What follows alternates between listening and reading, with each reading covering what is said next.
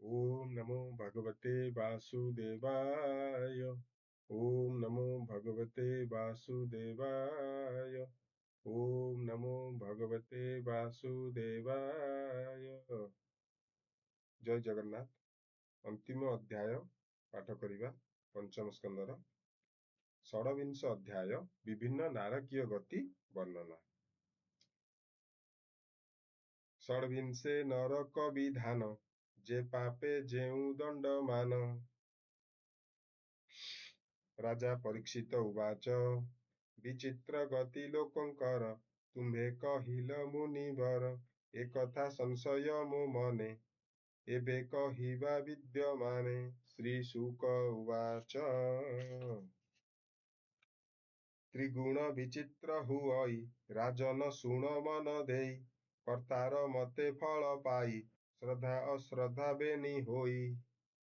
सकल गति सभिंकर तारतम्ୟରେ होए स्थिर ए अनंतरे एबे शुण निषिद्ध अधर्म लक्षण धर्म अधर्म बेनिमत श्रद्धा अश्रद्धा जे विदित समान कर्म फल मान काहारी नुहई राजन जेते अविद्या काम्य कर्म एहा लक्षण परिमाण। गति जे सत सत मत अवृत हुए परीक्षित एहार गति अगोचर विस्तारी वर्णिबु अपर।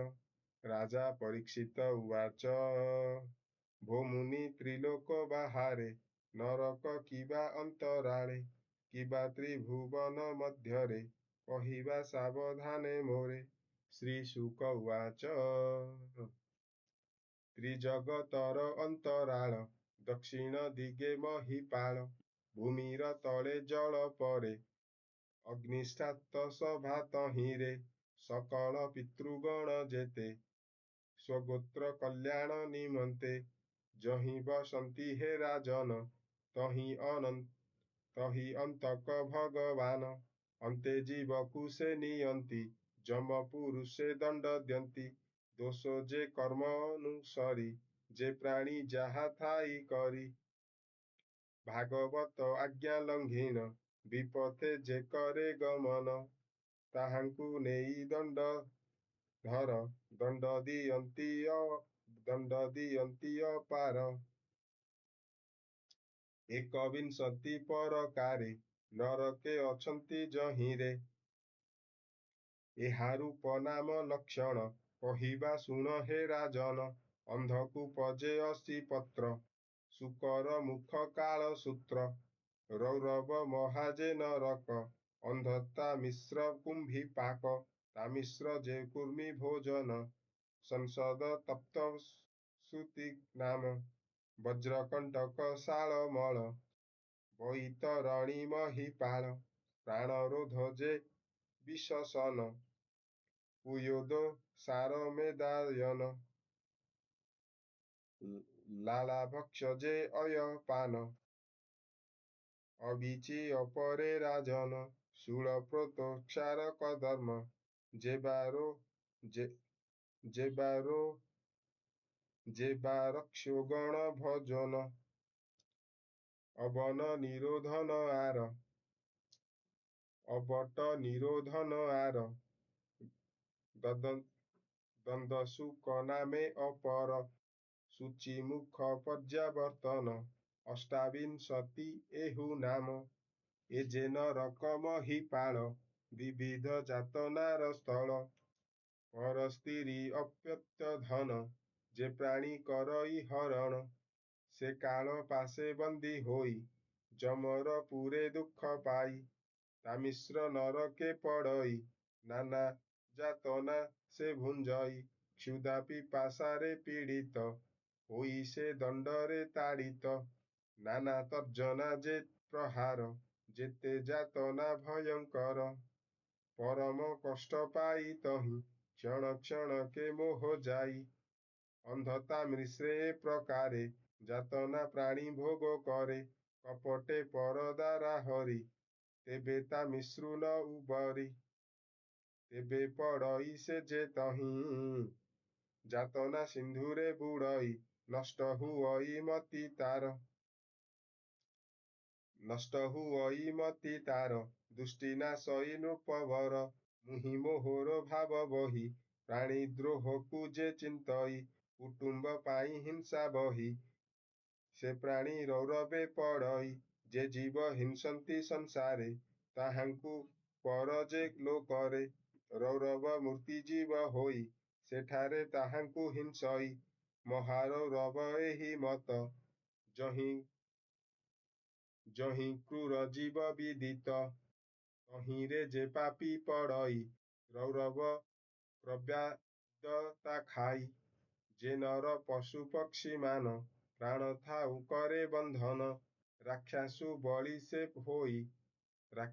ବଳି ସେହି ହୋଇ, କୁମ୍ଭୀ ପାକରେ ସେ ପଡ଼ଇ।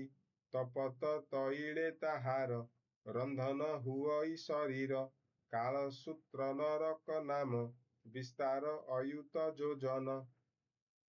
ତାମ୍ରମୟ ଯେ ଭୂମି ତାର, ଉପରେ ଥାଇ ଯେ ଭାସ୍କର। ଅଧୋଭାଗରେ ଅଗ୍ନି ଥାଇ, ଏମନ୍ତ ନରକ ଅଟଇ। ଯେ ନର ବ୍ରହ୍ମ ହତ୍ୟା କରେ, ସେ ତହିଁ ପଡ଼ଇ ନିର୍ଭରେ। ତପତ ସୁବର୍ଣ୍ଣ ଫୁଟଇ, ତହିଁ ସେ ଦଗଧ ହୁଅଇ। କ୍ଷଣକେ ଉଠଇ ଲୋଟଇ, ବସଇ ବ୍ୟାକୁଳେ ଧାମଇ। କ୍ଷୁଧାତୁଷାରେ ପୀଡ୍ୟମାନ, କ୍ଷଣକେ ହୁଏ ଅଚେତନ। ପଶୁର ଦେହେ ରୋମ ଯେତେ, ବରଷ ସହସ୍ର ଯାବତେ। ଅତ୍ୟନ୍ତ ଯାତନା ଭୁଞ୍ଜଇ, ସେ ପ୍ରାଣୀ ତହିଁ ପଡ଼ିଥାଇ। ଯେ ନିଜ ଧର୍ମ କର୍ମ ଛାଡ଼ି, ବେଦ ଆଜ୍ଞାକୁ ନିନ୍ଦେ ହୁଡ଼ି। ପାଷାଣ୍ଡ ବୋଲି ତାକୁ କହି, ଅସିପତ୍ରରେ ସେ ପଡ଼ଇ। ଲୌହ ମୁଦ୍ଗର ତା ଉପରେ, ପ୍ରହାର କରନ୍ତି ନିର୍ଭରେ। ଅଦୋଷେ ଦଣ୍ଡନ୍ତି ଯେ ନରେ, ପାପ ଭୁଞ୍ଜନ୍ତି ତମ ଘୋରେ। ଅତ୍ୟନ୍ତ ପାପ ରାଶି ବହି, ଶୂକର ମୁଖେ ସେ ପଡ଼ଇ। ତହିଁରେ ପୁରାଇ ନିର୍ଭରେ, ନାନା ଆୟୁଧର ପ୍ରହାରେ। ଇକ୍ଷୁଦଣ୍ଡର ପ୍ରାୟ କରି, ତାକୁ ପେଶନ୍ତି ଦଣ୍ଡଧାରୀ। ଅତ୍ୟନ୍ତ କଷ୍ଟକୁ ସେ ପାଇ, କ୍ଷଣ କ୍ଷଣକେ ମୋହ ଯାଇ। ଏ ଯେ ସଂସାରେ ନର ଦେହି, କ୍ଷୁଦ୍ର ପ୍ରାଣୀଙ୍କୁ ପୀଡ଼ା ଦେଇ। ହିଂସଇ ଜ୍ଞାନହୀନ ମତେ, ସନ୍ତାପ ଲଭଇ ତେମନ୍ତେ। ସେ ପ୍ରାଣୀ ପରଲୋକ ଯାଇ, ଅନ୍ଧକୂପରେ ପଡ଼ିଥାଇ। ଯେ ଗ୍ରାସ ନ ବାଣ୍ଟି ଭୁଞ୍ଜଇ, ବାୟସ ତୁଲ୍ୟ ତାକୁ କହି। ନରକ ଯେ କୃମି ଭୋଜନ, ନରକ ମାନଙ୍କେ ଅଧମ। ଶତ ସହସ୍ର ଯେ ଯୋଜନ, ସେ କୃମି କୁଣ୍ଡ ପରିମାଣ। ତହିଁ ପଡ଼ଇ ସେହୁ ନର, ଉଗ୍ର ଯାତନାର ଯେ ଘର। କୃମିକୁ ଭକ୍ଷଇ ସେ ଜନ, ତାକୁ ଭକ୍ଷନ୍ତି କୃମିମାନ। ଯାବତ କର୍ମକ୍ଷୟ ନୋହେ, ତାବତ ତହିଁ ସେହୁ ରହେ। ବିପ୍ରର ଦ୍ରବ୍ୟ ଯେ ହରଇ, ସନ୍ଦେଶେ ପୀଡ଼ା ସେ ଲଭଇ। ଅଜ୍ଞାମା ସ୍ତ୍ରୀ ଯେ ରମଇ, ସପ୍ତ ଶୂର୍ମୀରେ ସେ ପଡ଼ଇ। ନାରୀ ବା ଅଗମ୍ୟ ପୁରୁଷେ, ଚିତ୍ତ ବଳାଇ ରତି ଆସେ। ତପତ ଲୌହ ମୂର୍ତ୍ତିମାନ, ତାକୁ କରାନ୍ତି ଆଲିଙ୍ଗନ। ପୁରୁଷ ରୂପ ସ୍ତ୍ରୀ ଠାରେ, ସ୍ତ୍ରୀର ପୁରୁଷ ବେଭାରେ। ଅଜ୍ଞମ ଅଶ୍ୱାଦି ଗମନ, କରଇ ପାଷାଣ୍ଡ ଯେ ଜନ। ବଜ୍ରକଣ୍ଟକ ସାଳଳୀରେ, ଆରୋହ କରନ୍ତି ତାହାରେ। ଯେ ରାଜପୁରୁଷ ଅପର, କରନ୍ତି ଧର୍ମ ସେତୁ ଦୂର। ଧର୍ମ ଆଚରେ ଯେହୁ ନର, ତାଙ୍କୁ ହିଂସନ୍ତି ଯେ ପାମର। ସେ ଅନ୍ତେ ବୈତରଣୀରେ, ପାପିଷ୍ଠେ ପଡ଼ନ୍ତି ନିର୍ଭରେ। ନିରୟ ପରୀକ୍ଷା ଯାହାର, ଏମନ୍ତ ଯେଉଁ ନଦୀବର। ତହିଁରେ ଜଳଜନ୍ତୁମାନ, ପାପୀଙ୍କୁ କରନ୍ତି ଭକ୍ଷଣ। ମୂତ୍ର ପୁରୁଷ ଯେ ଶୋଣନ୍ତି, ନଖ ମେଦ ଅସ୍ଥି ବହୁତ। ମୂତ୍ର ପୁରୁଷ ଯେ ଶୋଣିତ, ନଖ ମେଦ ଅସ୍ଥି ବହୁତ। ତହିଁ ପକାଇ ତାକୁ ନେଇ, ବାସନା କର୍ମ ସୁମରଇ। ବୃଷଳି ଗମନ ଯେ କରେ, ଶୌଚ ଆଚାର ପରିହରେ। ନିର୍ଲଜ୍ଜ ଭାବକୁ ବହଇ, ନିତ୍ୟ ନିୟମକୁ ଛାଡ଼ଇ। ଅନ୍ତେ ସେ ପୟୋଦେ ପଡ଼ଇ।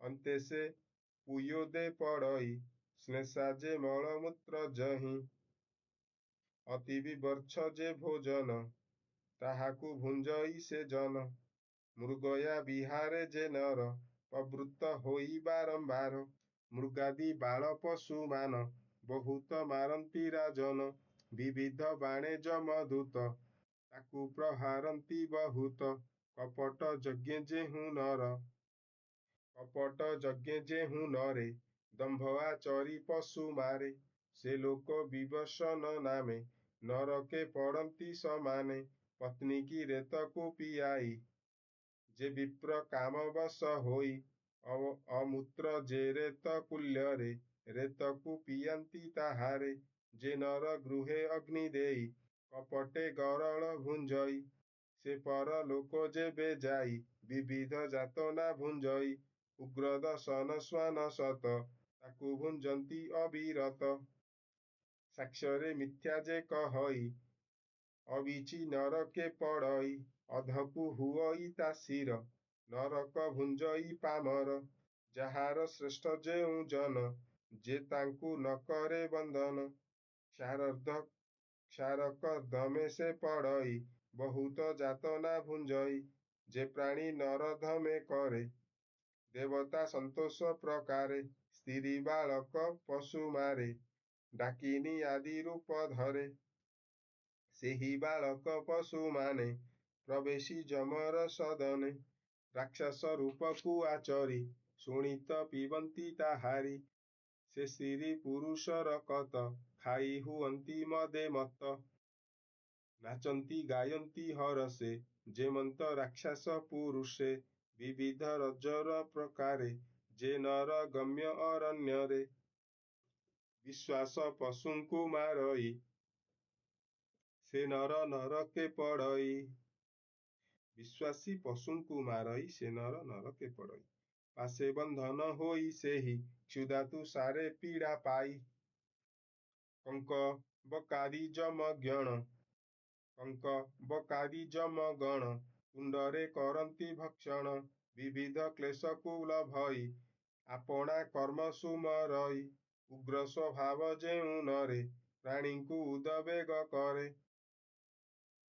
ଦ୍ୱନ୍ଦ୍ୱସୁଖ ଘୋର ନରକେ ପଡ଼ନ୍ତି ଯାଇ ପରଲୋକେ ପଞ୍ଚ ବା ସପ୍ତମୁଖ ଯାର ଏମନ୍ତ ଦ୍ୱନ୍ଦ୍ୱସୁଖ ବର ଅନେକ ଅଛନ୍ତି ତହିଁରେ ଭକ୍ଷନ୍ତି ସେ ପାପୀ ଶରୀରେ ଯେ ଗର୍ତ୍ତ ଆଦି କଷ୍ଟ ସ୍ଥଳେ ପ୍ରାଣୀଙ୍କି ଥୋଇ ଅବହେଳେ ଦ୍ୱାର ରୁନ୍ଧଇ ମୁଦ ଦେଇ ସେ ନର ନରକେ ପଡ଼ଇ ଗର୍ତ୍ତେ ପାମରକୁ ଥୁଅନ୍ତି ସଧୂମ ଅଗ୍ନି ଦ୍ୱାରେ ଦିଅନ୍ତି ପୂର୍ବେ ଯେ ଆସି ଯାଇ ନାହିଁ ଅତିଥି ଭାବରେ ଆସଇ ଗୃହେ ନ ରଖି ତାକୁ ଯେବେ ଅବଲୋକଇ କ୍ରୋଧା ଭାବେ କୁତ୍ସିତ ବାକ୍ୟ ତାର କହି ଅନ୍ତେ ସେ ନରକେ ପଡ଼ଇ ବକ୍ରତୁଣ୍ଡ ଯେ ଗୁଧ୍ର କଙ୍କ କାକ ସହିତେ ଯେ ବାବକ ଦୀର୍ଘ ଚଞ୍ଚୁରେ ଚିରି ତାର ଚକ୍ଷୁ ଖୋଳନ୍ତି ନୃପବର ଯେ ଅହଙ୍କାରେ କ୍ରୋଧ ହୋଇ ପ୍ରାଣୀଙ୍କି କଟାକ୍ଷ ଚାହଁ କୁଟିଳ ହୃଦୟ ଭାବରେ ଜୀବର ମନ୍ଦଙ୍କୁ ଆଚରେ ଅନ୍ତେ ସେ ଯାଇ ପରଲୋକେ ପୀଡ଼େ ନରକ ଶୁଚି ମୁଖେ ତହିଁରେ ପାପୀର ଶରୀର ପଡ଼ନ୍ତି ଯମର କିଙ୍କର ଏମନ୍ତ ପ୍ରକାରେ ରାଜନ ଶତ ଶତ ନରକ ମାନ ଅଛଇ ଯମର ସଦନ ତହିଁ ପାପୀଙ୍କ ନିଜ ସ୍ଥାନ ଯେ ଯେତେ ଧର୍ମ ଆଚରଇ ସେ ରୂପେ ଫଳ ସେ ଭୁଞ୍ଜଇ ନିବୃତ୍ତି ମାର୍ଗର ଲକ୍ଷଣ ଆଗେ ତ କହିଛୁ ରାଜନ ଏ ଚତୁର୍ଦ୍ଦଶ ଭୋଗ ହୋଇ ବ୍ରହ୍ମାଣ୍ଡ କୋଶ ଏ ବୋଲାଇ ପୁରାଣ ଅନୁମାନ କରି ତୁମ୍ଭରେ କହିଲୁ ବିସ୍ତାରି ଯେ ଭାଗବତ ନାରାୟଣ ମହାପୁରୁଷ ଭଗବାନ ଗରିଷ୍ଠ ରୂପ ତାହାଙ୍କର ମାୟା ଗୁଣରେ ନୃପବର ଯେତେକ ବନିଲଇ ମୁହିଁ ସକଳ ରୂପ ସେ ଅଟଇ ଯେ ନର ଶ୍ରଦ୍ଧାବନ୍ତ ହୋଇ ପଡ଼ଇ ଶୁଣାଇ ସେ ସାଧୁ ଭକ୍ତ ଶୁଦ୍ଧ ନର ପରମ ଆତ୍ମା ଯେ ଈଶ୍ୱର ଅଚିନ୍ତ୍ୟ ରୂପଟି ଯାହାର ପରମ ସୂକ୍ଷ୍ମରୁ ଯେ ପର ଅତି ସୂକ୍ଷ୍ମରୁ ସୂକ୍ଷ୍ମତର ଦେବଙ୍କୁ ଯାହା ଅଗୋଚର। ସୁଗତି ଲଭଇ ସେ ଜନ ପରମ ଶ୍ରେଷ୍ଠତା ଜୀବନ। ଦୀପ ବରସ ନଦୀ ଗିରି ସର୍ବ ସମୁଦ୍ର ଦଣ୍ଡଧାରୀ। ପାତାଳ ଦିଗ ଯେ ନରକ ଭାଗ ଲକ୍ଷଣ ଯେତେ ଲୋକ। ଈଶ୍ୱର ସ୍ଥୂଳ ଯେ ଶରୀର ଆଶ୍ରୟ ସକଳ ଜୀବର। ଏ ସର୍ବ ବିଭାଗ ପ୍ରକାରେ ଭୋର ରୂପ କହିଲୁ ତୁମ୍ଭରେ। କହଇ ଜଗନ୍ନାଥ ଦାସ ପଞ୍ଚମ ସ୍କନ୍ଧେ ସୁଧାରସ। ପ୍ରସାଦରେ ପିୟ ସାଧୁବାଣୀ ସାଦରେ ପିୟ ସାଧୁ ପ୍ରାଣୀ। ତରିବ ଭବ ତରଙ୍ଗିଣୀ ଏ ଯେ ସଂସାର ସିନ୍ଧୁ ଘୋର ଦୁଷ୍ଟ ଜନରେ ଭୟଙ୍କର। ପାଦ ପଲ୍ଲବ ଯୁଗ ଧରି ସୁଖେ ତରିବ ଭବ ବାରି। ତା ବିନୁ ଅନ୍ୟ ଗତି ନାହିଁ ସୃଜନେ ଚିନ୍ତ ଭାବଗ୍ରାହୀ। ଇତି ଶ୍ରୀମଦ୍ଭାଗବତେ ମହାପୁରାଣେ ପରମହଂସ୍ୟାଂ ସଂହିତାୟାଂ ବୟାସିକ୍ୟାଂ ପଞ୍ଚମ ସ୍କନ୍ଧେ ଯମଳାୟନ ନରକ ବର୍ଣ୍ଣନମ୍ ନାମ षड्विंशो अध्यायः। समाप्तो अयं पंचम स्कंदः। हरि ओम तत्सत्। जय जगन्नाथ। पंचम स्कंद समाप्त है। हरे कृष्ण।